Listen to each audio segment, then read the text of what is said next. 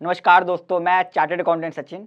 मैंने एक वीडियो बनाई थी कि लैंड बेचकर इनकम टैक्स कैसे बचाएं। कई सारी क्वेरीज आ रही थी उसके अंदर।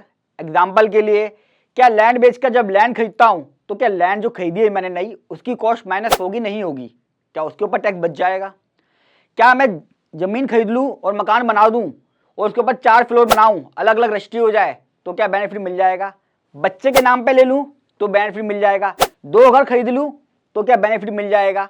बहुत सारे सवालों के जवाब आज की वीडियो मिलेंगे। बड़ी इंपॉर्टेंट है, आखिरी तक देखिएगा और लोगों को शेयर कीजिएगा, क्योंकि इंडिया का इकलौता प्रैक्टिकल चैनल है। मैं चार्टर्ड अकाउंटेंट सचिन फिर से आपके लिए टैक्स सेविंग टिप्स लेकर आया हूं। अब मैं बता दूं मैं कौन सी लैंड की बात कर रहा हूं। लैंड दोस्तों कमर्शियल हो आपकी, या रेसिडेंशियल हो, या अर्बन एग्रीकल्चर लैंड हो। 3 टाइप की लैंड मैंने यहां पे ले ली है। अर्बन इसलिए लिख रहा हूं क्योंकि अर्बन पे ही कैपिटल गेन टैक्स लगता है, रूरल एग्रीकल्चर लैंड पर टैक्स नहीं लगता। उसकी वीडियो भी बना चुका हूं, देख लीजिएगा। लोग कंफ्यूज हो जाते हैं कि रूरल कौन सी है और अर्बन कौन सी है, अपने आप ही डिसाइड कर लेते हैं। तो कंडीशन चेक कर लीजिएगा मेरी, तभी टैक्स एग्जम्पशन के लिए ध्यान रखिएगा।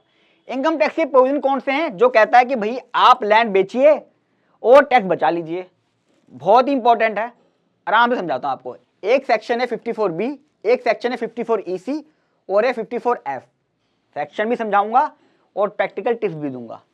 ये किसको मिलेगा? 54B इंडिविजुअल्स एंड HUF, यानी कि मैं सचिन हूं, मैं इंडिविजुअल्स हूं, शादी होने के बाद HUF फॉर्म कर लेते हैं। अगर HUF में आपकी कोई लैंड है, यानी कि इन दोनों के नाम पे कोई लैंड है, तो आप पे ये प्रोविजन एप्लीकेबल होगा। यानी कि अगर किसी कंपनी के पास एग्रीकल्चर लैंड है, अर्बन एग्रीकल्चर लैंड, तो वो उसका बेनिफिट नहीं ले पाएगी। उसके प्रोविजंस अलग हैं, कंपनी के, पार्टनरशिप फर्म के, उसकी अलग वीडियो बनाऊंगा। ये इंडिविजुअल और HUF के लिए, शॉर्ट टर्म हो या लॉन्ग टर्म हो, बड़ी इंपॉर्टेंट पॉइंट है यहाँ पे। आपने 24 महीने के अंदर अंदर लैंड बेच दी है, 3 दिन बाद बेच दी है, 4 दिन बाद बेच दी है, तब भी आपको उसका बेनिफिट मिल जाएगा। ये सिंगल सेक्शन है 54B, जहां पे शॉर्ट टर्म कैपिटल गेन का भी बेनिफिट मिल जाता है। शॉर्ट टर्म लॉन्ग टर्म दोनों आएगा। 2 साल जो अर्बन एग्रीकल्चर लैंड है वो 2 साल यूज होनी चाहिए एग्रीकल्चर पर्पज से। कैसे पता चलेगा? वो चाहे पेरेंट्स यूज कर लें, बच्चे यूज करें, या कोई बाहर का आदमी यूज करे, कोई फर्क नहीं पड़ता, कोई भी यूज कर ले। इनकम टैक्स में चीजें नहीं लिखी हैं, ये आपको ही मिलेंगी। कोई भी यूज करे तो भी आप कैपिटल गेन बचा सकते हो। अब पता क्या चलता है? फर्द खतौनी के अंदर लिखी होती है कि क्या फसल बोई है, एग्रीकल्चर है, उससे आपको पता चल जाएगा। ये भी बता दो एक बात, किसी वजह से हो सकता है आप यूज ना कर पाए हो, खेती की समस्या थी, पानी नहीं था, या ऐसी कोई रीजन था जो आप प्रूव कर सकते हो, तो आप पे एक कंडीशन लगेगी भी नहीं। ये भी एक्ट में नहीं लिखा। अगर प्रैक्टिकल डिफिकल्टी की वजह से आप यूज नहीं कर पाए, तब भी आपको इसका बेनिफिट मिल जाएगा। अर्बन एग्रीकल्चर लैंड की बात कर रहा हूं, बता दिया मैंने पहले। आप क्या खरीद सकते हो? अर्बन खरीद सकते हो या रूरल एग्रीकल्चर लैंड खरीद सकते हो, दोनों खरीद सकते हो। आपका पूरा पूरा टैक्स बच जाएगा। कब तक खरीदनी है? जब भी आप बेचोगे अर्बन एग्रीकल्चर लैंड, 2 साल के अंदर आपको खरीदनी है। 2 साल के अंदर। अगर आप नहीं खरीद पा रहे हो तो आपको कैपिटल गेन अकाउंट खोलना है। इसकी वीडियो डाल चुका हूं मैं, जो मैंने लैंड की वीडियो डाली थी उसमें बताया था मैंने कि आपको कब खोलना है। ITR फाइलिंग और 31 जुलाई जिस भी फाइनेंशियल में कर रहे हो उसकी ITR भरने से पहले पहले आप अपना कैपिटल गेन अकाउंट खुलवा लेना। जब आप ये अर्बन या रूरल एग्रीकल्चर लैंड खरीद लोगे, आपको उसे 3 साल होल्ड भी करना है। 3 साल सरकार इसलिए कहती है कि ऐसा ना हो आप बिजनेस शुरू कर दो, ये लैंड खरीदी, वो लैंड खरीदी, फिर बेची, फिर खरीदी, फिर बेची। वो कह रहा है हमने आपका टैक्स बचाया है, आप कम से कम इसे 3 साल होल्ड करो। यानी कि इन्वेस्टमेंट पर्पज से तो है, ट्रेडिंग पर्पज से नहीं है। धंधा करोगे तो टैक्स देना पड़ेगा। ये है सेक्शन 54B। कुछ यूजफुल पॉइंट मैंने बता दिए हैं, कोई भी यूज करे कोई फर्क नहीं पड़ता। अगर यूज नहीं कर पा रहे हो किसी टेक्निकल की वजह से, पैसे की दिक्कत थी, फाइनेंशियल थी, पानी नहीं आया, खेती नहीं हुई, या वर्षा नहीं हो पाई, तब भी अलाव है। शॉर्ट टर्म लॉन्ग टर्म दोनों नई चीजें इसमें। शॉर्ट टर्म 2 साल आगे खरीद सकते हो, नहीं खरीद पाए तो कैपिटल गेन अकाउंट में जमा कर दीजिए, वहां से पेमेंट करके अर्बन या रूरल दोनों खरीद लीजिए। अब आता है सेक्शन 54EC, बड़ी इंपॉर्टेंट पॉइंट। इसमें बच्चे के नाम पे भी खरीद सकते हो, कोई दिक्कत नहीं है। आप ज्वाइंट में भी खरीद सकते हो। आप मेन एप्लीकेंट हो जाओ, बच्चों को ज्वाइंट में करवा दो, 3 साल बाद गिफ्ट डीड के थ्रू ट्रांसफर कर दो बच्चों को, बच्चे के पास चली गई। 54EC कोई भी कर सकता है, यानी कि देखिए कंपनी का भी आ गया इसमें। इंडिविजुअल्स हो, HUF है, पार्टनरशिप फर्म है, LLP है, या प्राइवेट लिमिटेड कंपनी, आपकी बुक्स में लैंड खड़ी थी, आपने वो लैंड बेच दी, आप इसमें कवर होते हो। क्या होना चाहिए? लॉन्ग टर्म कैपिटल गेन, यानी कि जो लैंड आपने खरीदी है वो 24 महीने के बाद ही बेची हो तो ही है। पूरे 24 महीने भी हो जाएंगे, एक दिन फालतू हो गया, आप पे एप्लीकेबल है, आप इसका बेनिफिट ले सकते हो। यूज का कोई कंडीशन है नहीं इसके अंदर, क्योंकि लैंड है, एग्रीकल्चर में है, बाकी कहीं यूज नहीं है इसका। क्या क्या हो सकता है इसके अंदर, लैंड और बिल्डिंग दोनों है वैसे तो, लेकिन मैं यहाँ पे सिर्फ लैंड के बारे में बता रहा हूँ आपको। आप क्या ले सकते हो, बॉन्ड। इस समय जो बॉन्ड चल रहे हैं वो चल रहे हैं आरईसी के, सिर्फ आरईसी के मिलेंगे। आप कोई कमर्शियल बॉन्ड नहीं ले सकते, कोई भी बॉन्ड नहीं ले सकते, सिर्फ सिंगल बॉन्ड चल रहे हैं आरईसी के। 5 साल के लिए आपको वो रखने पड़ते हैं, उसके ऊपर इंटरेस्ट मिलता है, वो इंटरेस्ट टैक्सेबल है दोस्तों। अगर आप उसमें कोई लोन ले लेंगे उसके अगेंस्ट, या पहले विड्रॉ कर लेंगे 3 साल से पहले, तो आपको टैक्स देना पड़ेगा। 6 महीने में खरीदनी है आपने। जब भी आप लैंड बेच दोगे, जो भी लैंड की डेट है रजिस्ट्री की, उसकी डेट से 6 महीने काउंट कर लेगा एग्जैक्टली। साल नहीं है, महीना नहीं है, लोग कंफ्यूज हो जाते हैं कि एक फाइनेंशियल ईयर से काउंट होगा, महीने से काउंट होगा। फ्रॉम डेट ऑफ सेल है, बहुत इंपॉर्टेंट है। 2-2 दिन से लोगों की दिक्कत हो जाती है। अच्छा, एक पॉइंट और है यहाँ पे इंपॉर्टेंट, आपके 6 महीने होने वाले थे, आपने चेक काट दिया, चेक दे दिया, चेक क्लियर हो गया, आपके पास बॉन्ड नहीं आए, बॉन्ड आए 7वें महीने में, तब भी आपको बेनिफिट मिल जाएगा। सरकार कह रही है आपने पेमेंट कर तो दी, बॉन्ड आना प्रोसीजर होना ये मेरे हाथ में नहीं है, तो अगर डिले हो जाता है प्रोसीजर में कोई फर्क नहीं पड़ेगा। ये टेक्निकल पॉइंट सिर्फ आपको इसी चैनल में मिलेंगे। इस तरीके से आप अपना, कोई भी पर्सन है, कंपनी एलएलपी लैंड बेच रही है, टैक्स बचा सकती है। कैपिटल गेन अकाउंट स्कीम की जरूरत नहीं है, क्योंकि 6 महीने टाइम दिया हुआ है, 6 महीने बॉन्ड में ले लो। तो जब भी आपकी प्लानिंग हो कि आपको बॉन्ड लेने हैं, तो कभी भी कैपिटल गेन अकाउंट ना खुलवाएं कि सोचो कि वहां रख लो। आप इसे अपने सेविंग अकाउंट में रखिए, शेयर मार्केट में लगाइए, म्यूचुअल फंड में लगाइए, कुछ भी करिए, 6 महीने के अंदर अंदर बॉन्ड ले। एक है सेक्शन 54F, सबसे इंपॉर्टेंट।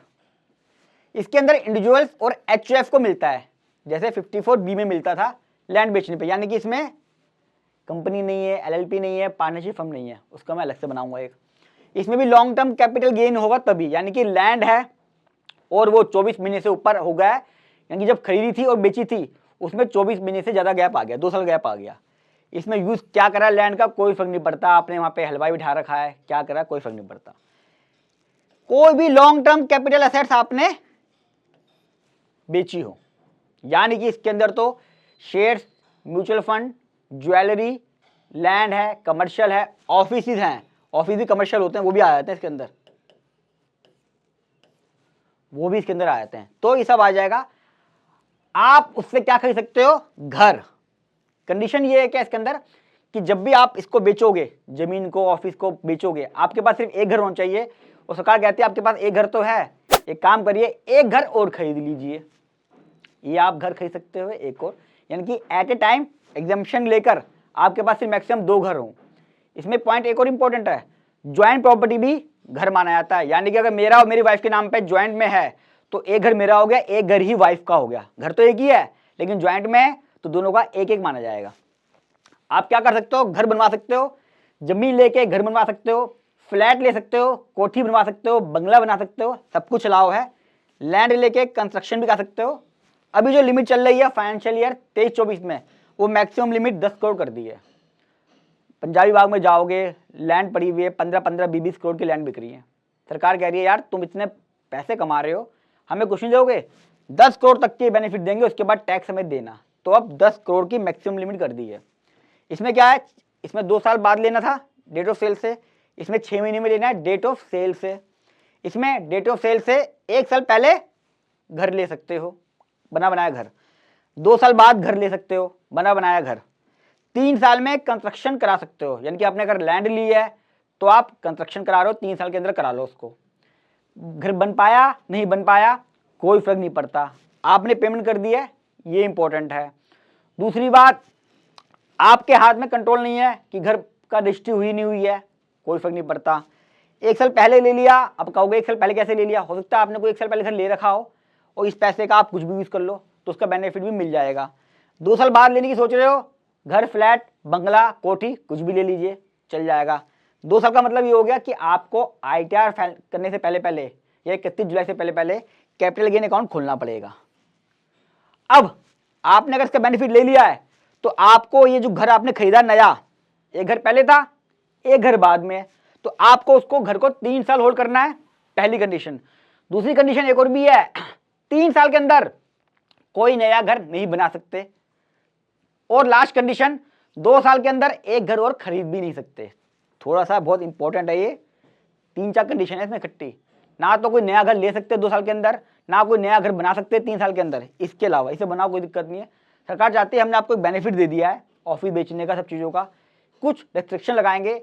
ऐसा नहीं है आप घर बनाए जा रहे हो, आप ज़्यादा अमीर नहीं बनोगे हमारे होते हुए। थोड़ा सा मुझे ऐसा लगता है, आदमी घर बेच रहा है, घर खरीद रहा है, कुछ भी करे उसे मिलना चाहिए। एक इंपॉर्टेंट पॉइंट और, यहाँ पे जो आप कंस्ट्रक्शन कर रहे हो जरूरी नहीं है कि आप नए घर की करो। आपके पास ऑलरेडी एक घर था, एक फ्लोर था, आपने उसे सेकंड फ्लोर बना दिया, आपने उसे तोड़ के नया घर बना लिया, आपने उसको रिपेयर करा लिया तो भी चल जाएगा। 5 लाख का कैपिटल गेन हुआ मेरे को, मान लीजिए किसी वजह से लैंड में पूरा लगाना पड़ता है। मैंने 5 लाख की लैंड बेची और मैंने 5 लाख रुपए का एक फ्लोर बना दिया, या तोड़ के बनवा दिया, या फिर रिपेयर करा लिया, फ्रेश बनवा लिया, दीवार पे पेंट करा लिया, वो सब भी अलाउ है। आपके पास बिल होने जरूरी है और पेमेंट एक्चुअल होनी चाहिए। तो रिपेयर, कंस्ट्रक्शन सब इसके अंदर अलाउ है, सब्जेक्ट टू कंडीशन। और दोस्तों कुछ पॉइंट जो मैंने शुरू में बताए थे, मैं उनके आंसर भी दे देता हूं कि आप जमीन लेकर 4 फ्लोर बना सकते हो, उसकी रजिस्ट्री अलग अलग है, कोई फर्क नहीं पड़ता। आप 2 घरों को लेके ज्वाइंट में अगर है, 2 रजिस्ट्री, कोई फर्क नहीं पड़ता। ज्वाइंट में अगर घर बना बनाया मिल रहा है तो भी ले सकते हो आप, बच्चों के नाम पे भी ले सकते हो, लेकिन पेमेंट आपके पास से जाए, ध्यान रखना। और आप ज्वाइंट में कर सकते हो, यानी कि मेन एप्लीकेंट आप हो गए, बच्चों को साथ में ज्वाइंट कर दिया तो बच्चों के नाम पे भी प्रॉपर्टी हो गई और आपको एग्जेम्पशन भी मिल गई। ऐसे बहुत सारे सवालों के जवाब मैंने वहां पे भी दिए हुए हैं। फिर भी कुछ आपके पॉइंट रह जाएं, आप मेरे से कमेंट बॉक्स में पूछ लीजिएगा। और फर्स्ट टाइम आ रहे हैं, मेरे चैनल को सब्सक्राइब कर लीजिए, क्योंकि इस तरह की इन्फॉर्मेटिव वीडियो मैं लगातार डाल रहा हूँ और IITR का टाइम आने वाला है तो आपके लिए बहुत यूजफुल रहेगी। और जितना हो सके इसको शेयर कीजिएगा अपने सर्कल में। लोग जमीन बेच देते हैं, जमीन खरीद लेते हैं, उसकी कॉस्ट माइनस कर लेते हैं, बाकी पे टैक्स दे देते हैं, जो कि बिल्कुल गलत है। इनकम टैक्स में ये 3 प्रोविजन है जो आपका टैक्स बचाते हैं। तो जितना हो सके व्हाट्सअप, फेसबुक, सब जगह इसको शेयर कीजिएगा। वीडियो कैसे लगी कमेंट बॉक्स में बताइएगा। कोई टॉपिक पे चाहते हैं मैं वीडियो बनाऊं, वो भी लिख दीजिएगा, मैं बनाऊंगा। जल्द मिलूंगा अगली वीडियो में, तब तक के लिए नमस्कार।